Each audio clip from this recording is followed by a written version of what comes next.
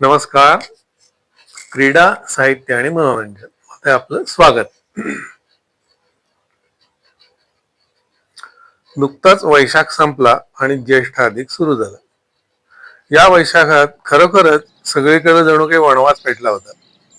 या वैशाखानं बहुतेक वैशाख वणवा हे विशेषण सार्थ करायचंच असं ठरवलं होतं असं वाटतंय. मे महिन्यात यावर्षी काही सन्माननीय अपवाद सोडल्यास अख्खा महाराष्ट्र तापमानाची 40 ओलांडून पुढे गेला होता. आम्ही सोलापूरकर 42-44 पर्यंत हेविले आनंदी असतो.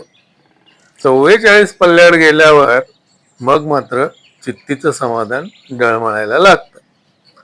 कोथरूड कर्वे रोड परिसरातला पुणेकर 38 ओलांडल्यावरच हवाल दिलं होतं.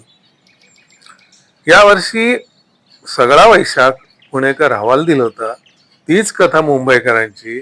त्या बिचाऱ्यांना तर वैशाखाच्या जळांवर दमटपणाची फोडणी पण मिळते. एक बरं होतं, रत्नागिरीकर आणि देवगडकरांच्या कृपेनं वैशाख थोडासा सुसह्य भासला. वैशाखाचं रणरणतं ऊन बालपणात घेऊन जातात. लहानपणीचे सुट्टीचे दिवस आठवतात.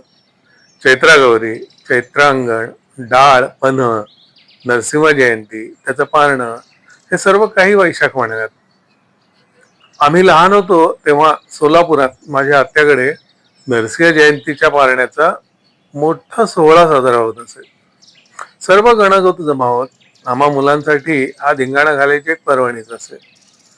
तसं पाहायला गेलं तर सोलापुरात ऋतू दोनच आहेत. एक म्हणजे हीट आणि दुसरा म्हणजे एक्स्ट्रीम हीट. वैशाख म्हणजे एक्स्ट्रीम हीट. अंगाची लाही लाही होते.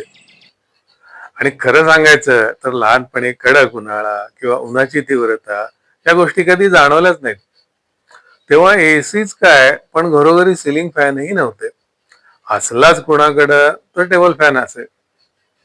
हाताने हलवायचे वाळ्याचे किंवा चटईला जो वापरला जातो त्या गवताचे पंखे असत. त्याला पर्याय म्हणजे वर्तमानपत्र.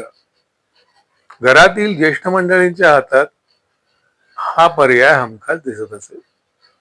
वार्षिक परीक्षा नुकत्याच संपलेल्या असत, पण त्या दरम्यान भर दुपारी निष्पर्ण झालेल्या वृक्षाच्या फांदीवर एखादा पक्षी आर्तपणे साद घालत असे. बहुधा होला किंवा सुतार पक्षी. सुतार पक्षाची अविरतपणे चालणारी टोकटोक ती ऐकून पोटात गलबलल्यासारखं होत असे.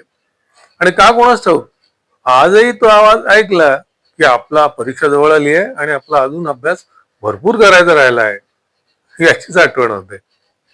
आजही उन्हाळ्यामध्ये भर दुपारी एखादा पक्षी आर्तपणे ओरडायला लागला की तीच आठवण जागी होते.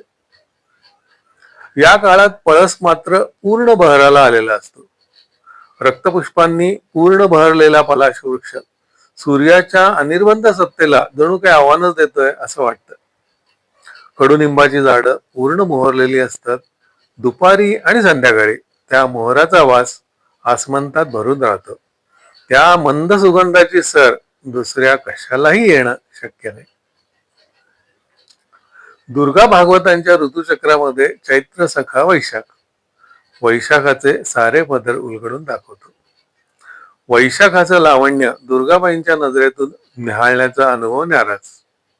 त्यांनी वर्णन केलेली ती वैशाखी पौर्णिमा, सर्व संवेदना तरल करणार घनदाट चांदण्यातलं ते चंद्रबिंब, रातराणी, मोगरा, जाईजुई, सायली, मदनबाण यांनी सुगंधित झालेल्या त्या चांदण्या रात्री, बहर उताराला लागलेला शिरीष, पिवळ्या जर्द फुलांनी लगडलेला बहावा आणि लाल जर्द शोभा घेऊन मिरवणारा पलाश हे वैशाखाचे मानकरी.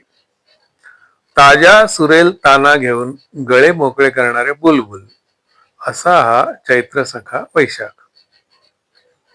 वैशाख सरता सरता वळिवाच्या पावसाचे वेध लागतात.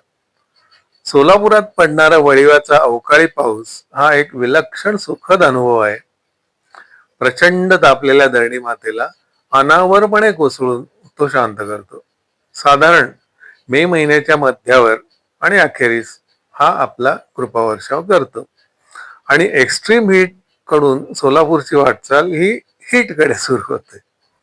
दिवसभर आकाश ढगाळ असतं. संध्याकाळच्या सुमारास रिमझिम सुरू होते आणि हवेत सुखद गारवा पसरतो. रिमझिम रात्री उशिरापर्यंत झडत राहते. या हव्या हव्याशा वाटणाऱ्या शीतल गारव्यात लॉंग ड्राईव्हला मात्र खरंच मजा येते. गाडीच्या खिडकीतून पावसाचे तुषार आत येत असतात.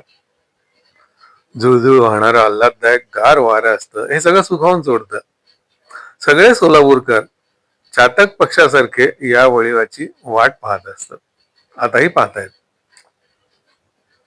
वैशाखात शाळेला उन्हाळ्याच्या सुट्ट्या असायच्या. घरोघरी डाळ आणि पन्ह यांचा आस्वाद घेतला जात असे. तेव्हा अजून इडियट बॉक्स अवतरला नव्हता. करमणूक म्हणजे रेडिओ आणि क्वचित कधीतरी घरातून सिनेमा बघायला परवानगी मिळेल. दुपारी कोणाच्या तरी घरी पत्ते गोठण्याचा कार्यक्रम होत असे. दुपारी बैठे खेळ, संध्याकाळी मैदानी खेळ.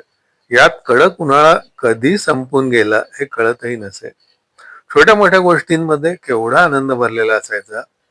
खूप सुंदर आठवणी आहेत त्या.